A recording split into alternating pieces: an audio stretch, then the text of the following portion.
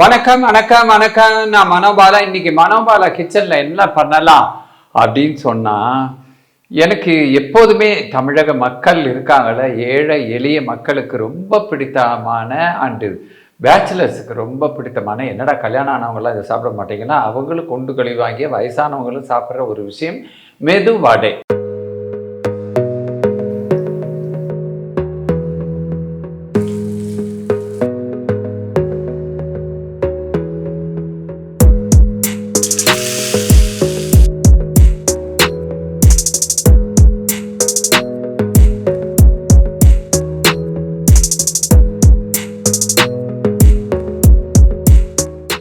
மெது வடை வந்து ட்ரெடிஷ்னலாக செய்கிறது தான் நம்ம பண்ண போகிறோம்.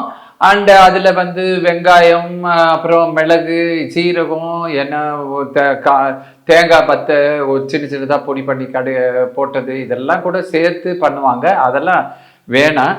நம்மளுக்கு வந்து ட்ரெடிஷ்னலாக என்ன ஊர் பக்கம்லாம் என்ன பண்ணுறாங்களோ அதை பண்ணால் தான் நல்லா இருக்கும். இதோட வந்து ஒரு சட்னியும் அண்டு வந்து ஒரு டீயும் நம்ம பண்ணால் ரொம்ப நல்லா இருக்கும்னு எனக்கு தோணுது. அதுக்கு தேவையான பொருட்கள்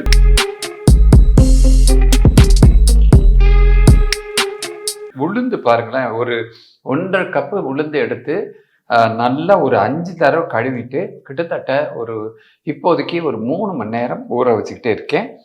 ஆயில், அப்புறம் இஞ்சி, பச்சை மிளகா, பெருங்காயம், உப்பு, அவ்வளோதாங்க. நம்ம சுட்டு எடுக்க வேண்டியதான். இப்போ முதல்ல வந்து எப்படி பண்ணுறதுன்னு பார்க்கலாம். அடுப்பை முதல்ல காய வச்சுட்டு எண்ணெயை போட்டுடுறேன். அது பாட்டுக்கு நல்லா காஞ்ச பிறகு தான் எடுக்கணும். மெயினாக வடை சுடும்போது சிம்மில் வச்சு ரொம்ப மீடியம் ஃப்ளேமில் தான் வைக்கணும். ஏன்னா ஹை ஃப்ளேமில் பண்ணிங்கன்னா மேலாக மொறுமொறுன்னு என்னமோ சேர்ந்துட்ட மாதிரி தெரியும். உள்ளே மாவு வேகவே வேகாது. அதனால் மீடியம் ஃப்ளேமில் வச்சு பண்ணுங்கள். ஓகேயா?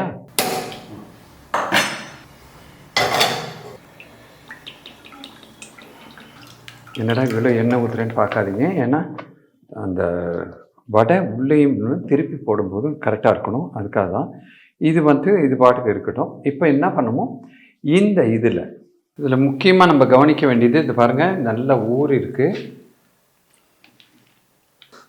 தண்ணியே ஊற்றாமல் அரைச்சிட்டு அப்புறம் கொஞ்சம் கொஞ்சமாக தண்ணி எடுக்கணும். ஓகேங்களா?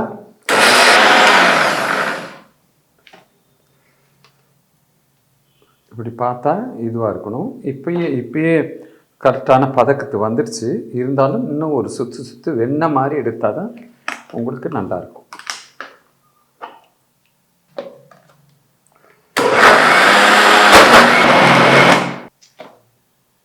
அவ்வளோதாங்க.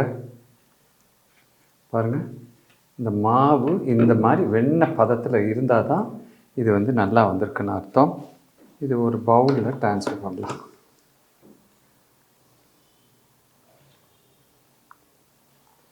பாருங்கள், வெண்ணெய் மாதிரி வந்திருக்கு. இதில் இஞ்சி சேர்த்துருங்க. நான் நிறைய இஞ்சி வச்சுருக்கேன். பச்சை மிளகாய். இந்த மாதிரி தண்ணி வச்சுட்டு 2 கையிலையும் தண்ணி வச்சுக்கோங்க. தண்ணி வச்சுட்டு வடை போடும்போது இது பாருங்கள், இந்த மாதிரி உருளையாக வெண்ணெய் மாதிரி வரணும். வெண்ணெய் மாதிரி வந்தோன்னே இந்த மாதிரி ரவுண்டாக போட்டுருங்க. நடுவில் ஒரு ஓட்டை போட்டுருங்க.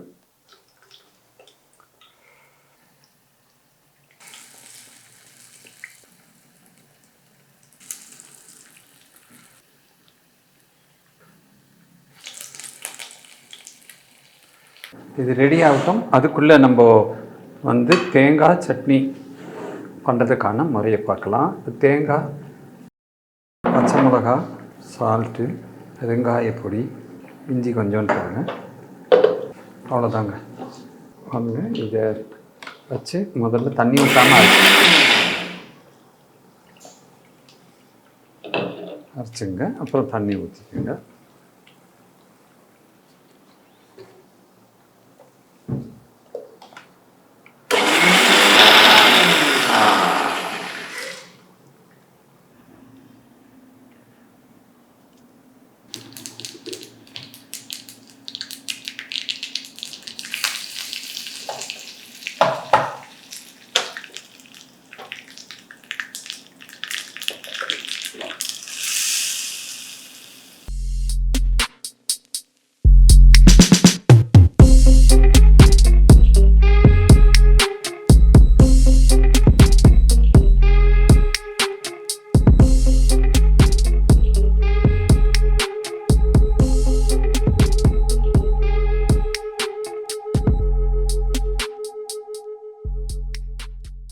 இங்கே பாருங்கள், அருமையான மெதுவடை அண்ட் தேங்காய் சட்னி, சுட சுட டீ.